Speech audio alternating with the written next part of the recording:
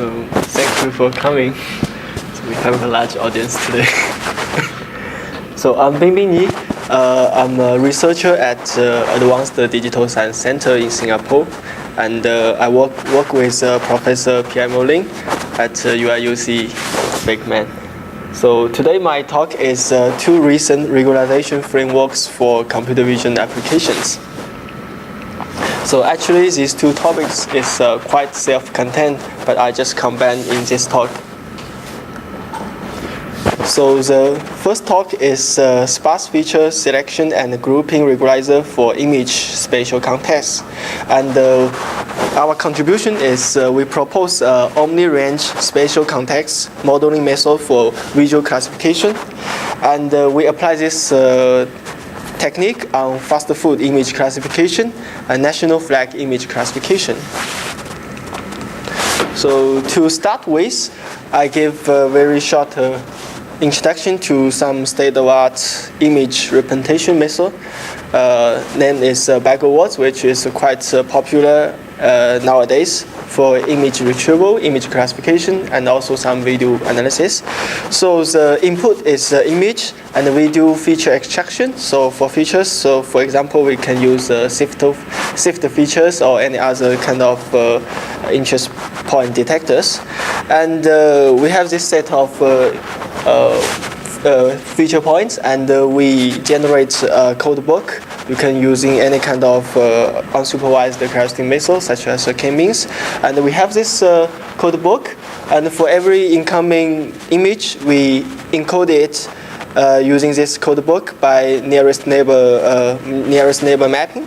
So after that we got back-of-words representation. Is actually similar with some histogramming. So this is a very traditional way of how to represent an image, but people later found that this kind of first order method is do not have so much discriminative capability. So because image has a very appearance structure informations, such as the pairwise information, the pairwise features is the relationship between the feature pairs. So based on this observation, so people propose to use second order method to do the image modeling. So very common, they're using the co-occurrence-based image representation. So the input is still the image, and we extract the feature points like what we do in backwards method. And instead of do a direct vector quantization for all the features, we actually count the co-occurrence frequencies for every pair of features.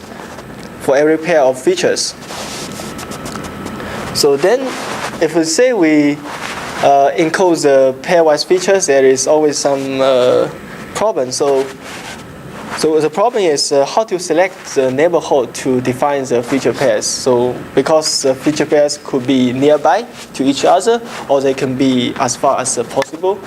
So lots of people has proposed lots of methods. So I just choose some very common choices. So maybe the first choice is for every feature point, they just to select its k nearest neighbor to encode its pairwise information. And of course, we can have another way, like we can define distant ranges, and within that ball, you will consider that pairwise relationship, and if outside of the ball, you just ignore the pieces pair. So, but these kind of methods all has problems. So here is some example. So you can see this. I hope you already had your lunch. So you can see these examples. So sometimes the near context is important, but sometimes the far context is equally important. So what we choose? We choose far context or near context? I don't think there's some like guaranteed optimal way to do that. So then the problem is how to choose those neighborhood parameters, such as the k nearest neighbor, the k value, and also the distant range value r. So maybe one method is that you just divide this parameter space into several bins, such as, for example, for the R-ball-based method, you can divide different bins equally, and you can calculate the co-occurrence matrix for every kind of distance parameter R. But that yields a very high dimensional feature representation. So yeah, here is some observations of this kind of method. So the spatial context configuration space is very large. If we have the code box size as k, and if we have r different distance bins, then it turns out that the feature representation is complexity is O k square and r. But however, only a small number of configurations can give optimal performance. And also, if we divide, the image representation quality is quite sensitive to the selection of the spatial context configurations, such as the bin size. For example, if you have two coarse bins, like the bin size is too large, then you might miss some important descriptive information. But in the other extreme case, if you have two small bin sizes, then your representation could be overfitting, and that could be even a more serious problem. How is the performance evaluated? Sorry. The second dimension optimal performance. In terms of the classification accuracy. Okay, so the spatial, and we can also see that the spatial context from adjacent distance bins usually they shared similar characteristics, and if we group them, then we can improve the stability and robustness and compactness of the feature representation. So that's our motivation. So our purpose is first we can generate that k square r representations, and we must have some method to do the automatic feature grouping and selection, and to yield a final compact set of features to describe the image. So the problem is how to do this.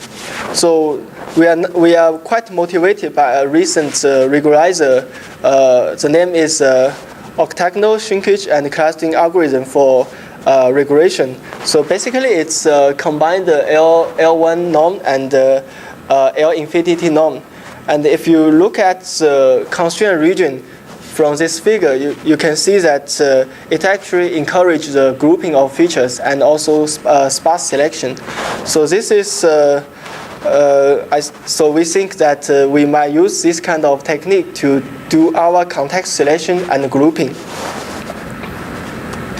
So here is our formulation based on this regularizer. So our image is initially represented by a vectorized omni-range co-occurrence matrix X, which is of the dimension k square r. So our objective is to select and group elements of X, and to learn the corresponding coefficient vector for coefficient vector W. So the formulation is actually composed by two terms. So the first term is a discriminative term. So V is actually you can use hinge loss or logistic regression. And for R is selection and grouping regularization term.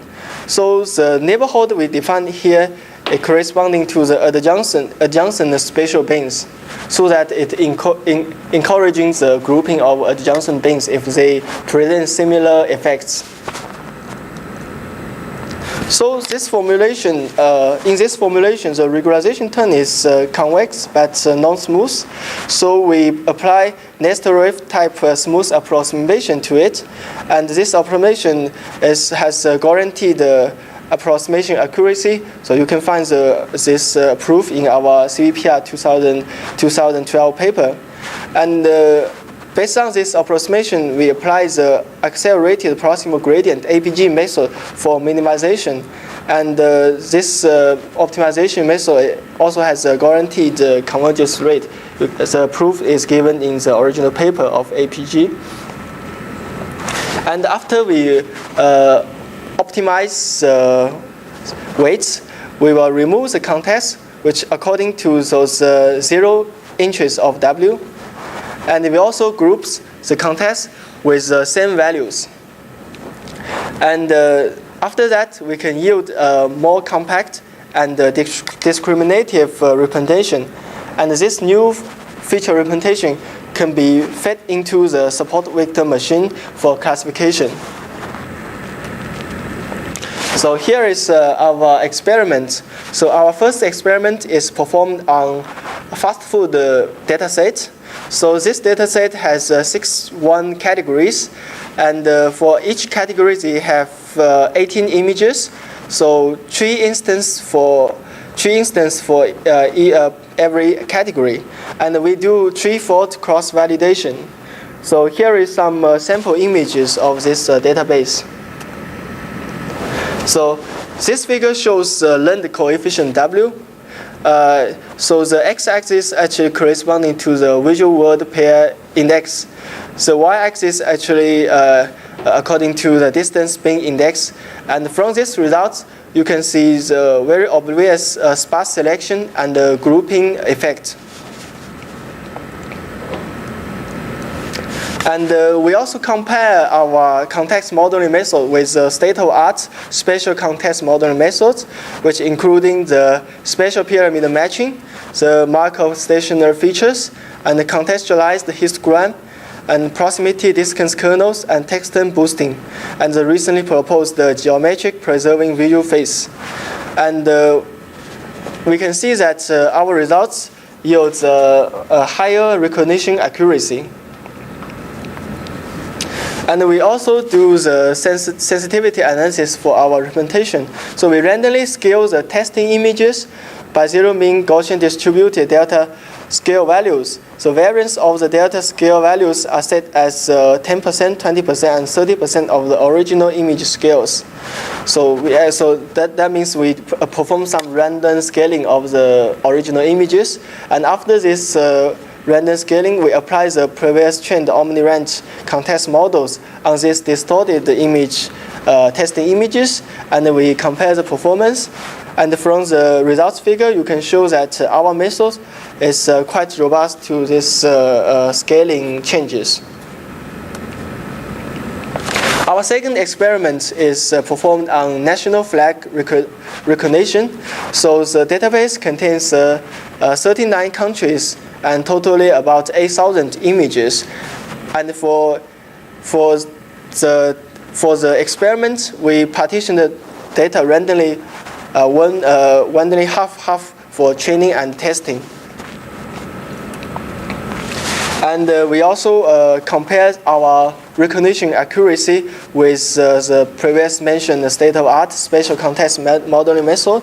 And our method also gives the highest recognition accuracy. And here is also a figure which shows some detection results. So now I'm going to the second part of my talk, which is order preserving regularization for time sequence classification. So our contribution is temporal order preserving sparse coding for multi-dimensional sequence classification. So we apply this technique to human action recognition and sign language classification. So here is our task. So before I will give some important notifications. So our input is a time sequence of length t. So, so you can see it's the y is the input, and it's composed as a sequence of high dimension vectors y1 to yt, and each yi is a d-dimensional vector. And we also have a set of database sequences, which each sequence has a different length, and each sequence is corresponding with a different label. So our objective is to predict the class label for the input sequence y. as showed in this diagram. So we take a sparse coding approach to deal with this problem. So first, traditionally, first we will stack all training database frames together into a D by N matrix. So N is the total number of database frames. And we perform sparse coding for each input frame individually on the dictionary to obtain the reconstruction coefficients. And after we got the reconstruction efficiency for every single input frames, we calculate the residues of the reconstruction over dictionary sequences belong to each class. We sum it up over all input frames and take the class label corresponding to the minimal sum residues as our label prediction. But this type of method has some problem. You can very apparently is that for a time sequence input, there exists inter-frame correlations, which, for example, is the temporal ordering. But if you deal with each input frame individually, then that will ignore that important information. So then it will yield suboptimal recognition performance. So we think that we need a way for encoding temporal ordering informations in this sparse coding scheme. So here is our motivation. So you can see that the left is the input sequence and the right are two dictionary sequences. You can see that in the first row, the ordering is quite similar with the input, but for the second row, the ordering is totally different from the input sequence. But if you take every frame, you will find that the frames are quite similar. So our objective is to encourage the sparse encoding results which follows the temporal ordering sequence. So how to do it? So first we'll introduce some important notations. So we denote alpha ij as reconstruction coefficients for the input vector I on the dictionary sequence j. So which is a tj dimensional vector. And we also define the wj with the same length as the dictionary sequence j, and its value increase along with the increasing of the temporal index. So let's say if you have two elements wja and wjb, so if a is less than b, then the waj is also smaller than wjb. And one natural selection for this kind of w is given in this example is like the linear, the points on a line. So given these two notations, the sum of the dot product of wj and aij can be considered as the expected temporal position of the response for the ith input vector yi on dictionary sequence j. So if we give this expected temporal position of the responses, then we can define the below regularizer, which using this regularizer we can penalize the case when the reconstruction coefficients of the input feature vector I on the J's dictionary sequence temporarily behind those of the input vector I plus 1 as a timestamp I plus 1 of the input sequence. But we have to say that although this kind of formulation will encourage the temporal ordering preservation, but it's just in an expectation sense, and it do not exactly and restrictly constrain the temporal ordering. So here is some example if you using this regularizer. So the left is still the input sequence, and the right is two sequences. With the first one, with the first one with the right order and the second one with a different order of the input sequence, but the individual frames are the same. You can see using our proposed temporal order preserving regularizer. So in the first one, this regularization term will not vanish, and if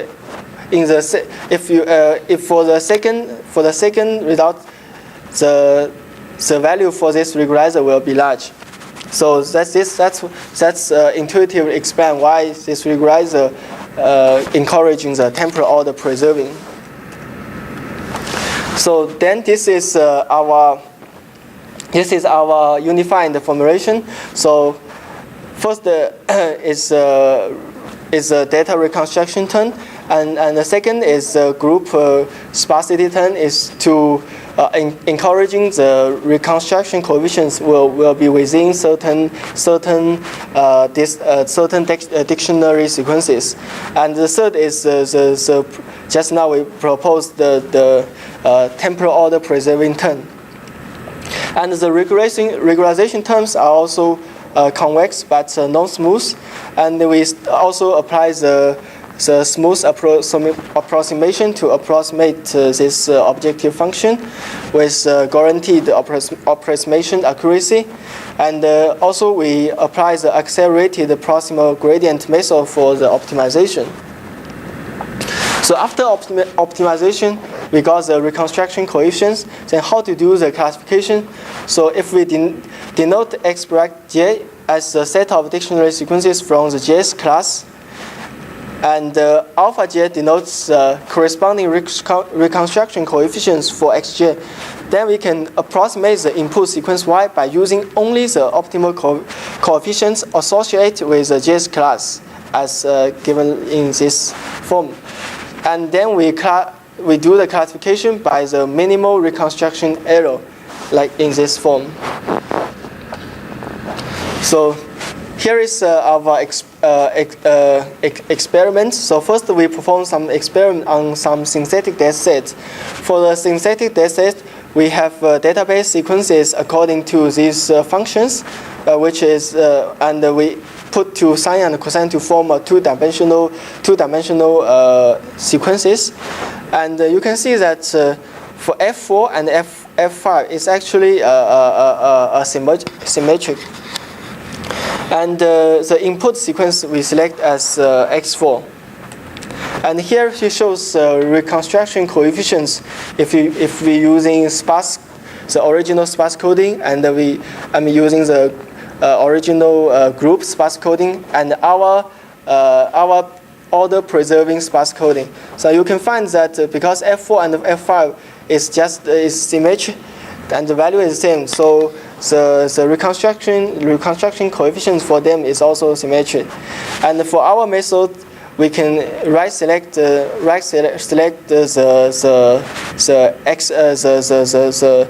F4 for our reconstruction. So here is some experiments on some UCI machine learning datasets. So we experiment on use UCI Australian Sign Language dataset, which has 2,565 samples. Each sample is a 15-dimensional sample, and we have subsampled 20 categories per subset. And we also test our algorithm on the UCI spoken Arabic digit dataset, which contains more than 8,000 samples and 10 categories, and each sample has 13 dimensional. And we also applied our method on the CMU motion capture dataset, which has 220 samples, which each sample is 27 dimension, and they have 5 classes. And the training and testing partition is 1 by 1. And we randomly partition 20 times, and we actually report the mean accuracy and the standard deviation. So why do you choose your 3 databases? I think this quite standard data set for for high dimensional time sequences. Is there's some advantage they have? Like, okay, I guess you don't know sign language, and I guess you don't know Arabic. No, I don't know. Why use those? And actually, frankly speaking, these are the only high-dimensional time sequences datasets we can find in UCI repository. Yeah. So then we compare our results with other state-of-art time sequence classification methods, and this table gives recognition accuracy in terms of mean accuracy value and the standard deviation average on the 20 runs. And you can see that our method, which is MTO sparse coding, gives a higher recognition accuracy. And we also apply our methods and we evaluate on a recently proposed RGB depth human action dataset. This dataset is captured by the Microsoft Kinect, and it contains 12 action categories under 5 scenarios, such as in the kitchen, bedroom, living room, office, etc. And 4 subjects participate in the data collection. And the feature we use is also joint positions, head positions, hand positions, and some other motion features, which combine together to form about 459 dimensional feature representation. And the testing scheme is leave one subject out.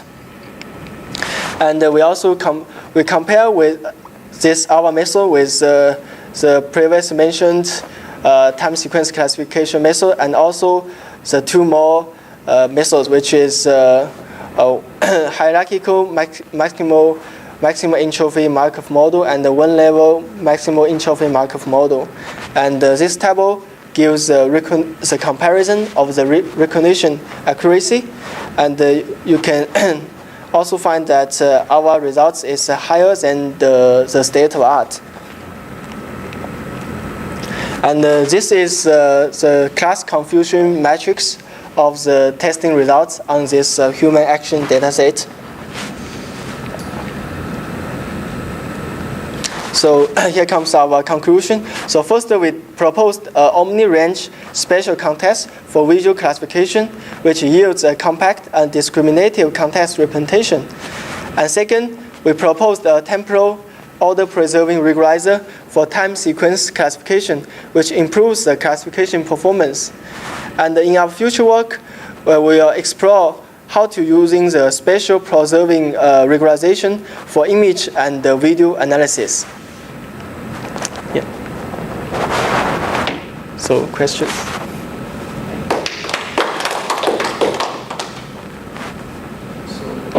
So it seems that your method is much better than the rest.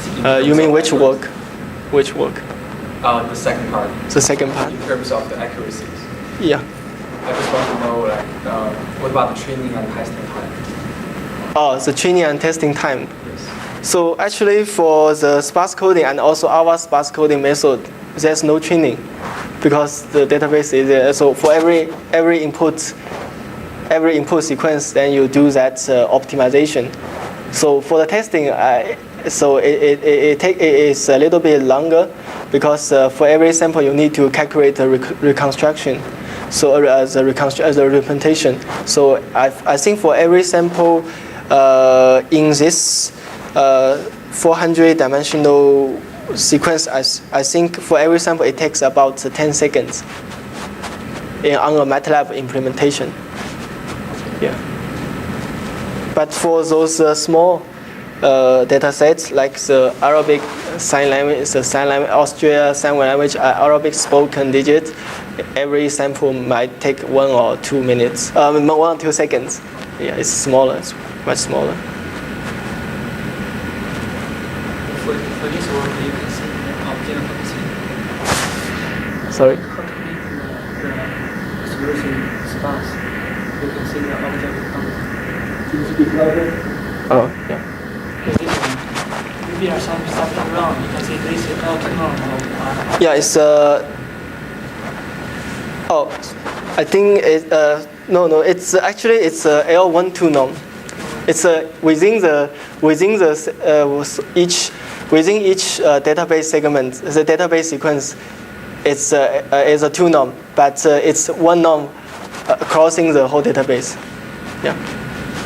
That's why we want to encouraging the reconstruction will only happen in certain database sequence. How to define the sequence, the length of the sequence? The length of sequence is given by the dataset, right? But for every sequence, the length is different. And you mean for different sequences, the alpha dimension of alpha is different? Of course. We don't constrain the fixed length sequence.